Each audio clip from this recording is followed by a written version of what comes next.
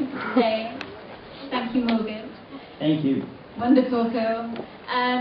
So, Q&A. Have a seat. I wanted to ask you first of all about the process that you went through to make this film. I know that you did a lot of workshopping and kind of worked in quite an unusual way. So. Yeah, it's not. We don't generally work from scripts. We have 40 to 60-page outlines that we then spend months workshopping. And we did something different with this film. We still improvised when we were shooting, but this time no one, everyone that agreed to be in the film agreed not to know anything about what was going to happen. So like if there was, with the characters that get in the fight at the end, those two actors knew each other, but they agreed not to know essentially what was going to happen in that scene and who it was going to happen with. The only people that knew like what was going to happen in the film or even what each scene was going to be generally was if they were supposed to have an actual relationship leading up to that point, so we would establish that through workshopping and stuff. But if people were just going to be in a scene together, like going to the clinic when the girl was going for an abortion, like, she had no idea who the other actors were going to be. So we just wanted to keep an element of realism as essential as possible. So that then when we're in the moment, not only are the actors improvising, but they're also literally seeing and experiencing these things kind of for the first time. So how much information did the actors actually have? Like, did you just say you're a girl who's going to have an abortion? They would have a lot. I mean, that's why we would spend months and months workshopping. So that essentially they would know as much about their characters as possible. So that essentially when they were in that situation, they would pretty much know what to do. I mean, like me or you. You're I know what I'm doing. I know that I'm supposed to answer some questions. And so, they would kind of be in the same situation. They would have that knowledge and the emotional context so that they could kind of wing it, I guess. And how much of your own story is in the film? Not really of any of my own stories so much as a lot of, I kind of make films about things that I see and reflect my community and my environment in Memphis. And so a lot of it is just little stories of people and friends of mine that I love. I mean, not all these people are just playing themselves, don't get me wrong. The gay couple who were in the bed together, one of those actors had never even kissed a guy before. So I mean, it's like, we're not just throwing people I know and just filming them. It's definitely people. We'd have auditions and it was a stretch for some people, but generally I like to work with people that I really love and care for. And so was the idea to make a film about your friends? Did you have an idea of what you wanted before you started the editing process? Actually, the film that we originally made didn't have the webcam character in it at all. I know that sounds like, what? A lot of people like that the best, and that's kind of become the staple of the film, but originally it was just everything else, and I was like, oh god, another really uninteresting and boring film, which some people might have thought that regardless, but and then that kid, his name is Jake, he's actually like a internet celebrity, like in Memphis, everyone, oh, you're Jake Casey from MySpace. And I had met him because I've been shooting a documentary for 4 years, and he was dating this boy that I was making a documentary about, and so I interviewed him, and so I was like, would you be interested in integrating like your kind of character into this? And so that's when we implemented all of that and kind of redeveloped the whole story. I mean, it took me 3 years to complete. So is that when you decided to add text into your film at that point? Yeah. I think that's a really interesting feature. Yeah, there was a certain point when, I'm not making big budget films and I'm not some big shot filmmaker, obviously. And there was a certain point when I was editing. I think one night, when I edit, I generally will wake up around 3 in the afternoon and edit until when I'm at home, and I don't like to edit during the day. And so some of those late nights, when the sun starts rising, I feel a little crazy. I started that was the Sarah Palin thing that's up there. It used to be Condi Rice, and then I changed that, just updated times.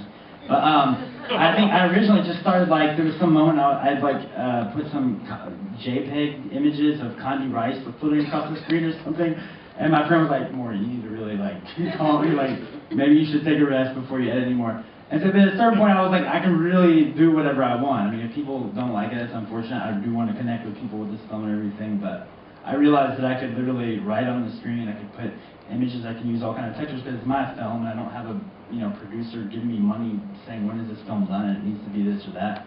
And so I just decided at a certain point I was like, I'm going to do whatever I want. And so I started adding the text and different layers, and I'm glad that it's had some reception. So that great reception. Thanks. Some great reception. And before we open it out to the audience, maybe you could tell us a little bit about the other project that you're working on? Oh yeah, I've been making a documentary for 4 years that hopefully is premiering June 6th. That's about a teenager in Memphis, Tennessee, who came out to his parents in the summer of 2005, and he was 16, and he came out to them, and they decided to put him in a place called Love in Action. It's a Christian conversion. Some of you may have followed this story. It was an international news story, but it's a Christian conversion camp that basically treats homosexuality as an addiction, and they teach you how to walk away from it, quote unquote. And so his parents decided to put him in there. They had just started a new program for teenagers, so parents could basically force their kids to go there. And he, right before he had to go, he blogged about it on MySpace. His friends saw it, many of which are in this film, and they called me, and we ended up doing a protest every day that he had to be in there. We were outside, basically saying, we support you for who you are, etc. And I just started filming, not knowing that it would turn into this huge, CNN, New York Times, crazy news story that kind of erupted. And then over the years, me and the guy who runs the camp, the Get Straight camp, have become friends. So that's been integrated into the story too, even though I swore I would never put myself in a documentary that I was making because I think it's annoying. But that's what I'm trying to finish. Long story short. Sounds amazing. So, questions from the audience? I can bring you my mic. Anyone have a question? Thanks. Oh, I really like the soundtrack of this film. I just wondered how that came together, and also if it's kind of available. Thank you. Yeah, music's really important to me. I mean, obvious. Some of the levels were weird. I've never actually haven't watched this version. Sometimes it was too loud, but it comes about through whenever I'm working on writing a film, I take really long walks because I can't just sit down and write. I need to really get into space. And I'll just get a playlist from my iPod or iPhone and listen until I find the right music that I just know fits with the content. And once I decide that music, I'll have 10 to 15 songs, and every day I'm writing. That's the music that I listen to over and over, and I already kind of know. So a lot of times the scenes get edited to the music as opposed to the opposite. I never have someone score a film because it really helps me edit. It's really important. And luckily, Memphis has a wonderful music scene that people that I really love that are my friends that just generally donate their music. We had to go re-record the classical music because we had used some that we didn't have rights to. But there was one band in there called The Format, which is during the Love Scene, Makeout Scene. And that was they're a really popular band on a major label, but they liked the film so much they gave it to us for free. So that was good because I didn't think we would get that. Oh, and it's not available right now because we just got an American distributor. I'm trying to get a British distributor, European distributor for the film. Anybody know anybody? I don't know, spell it out of the trunk or anything. But I've never put out a soundtrack. I don't really know. I don't know. I would, if you email me, I'll send you a copy. How about that? Well, people do it for my first film. People would email me, they're like, "Where's the soundtrack?" And I was like, "Give me the address," and I would send them a little CD. Any other questions? I can project. Can you project? Let's go project. Do you feel, is your film more a commentary on Memphis the place or the generation?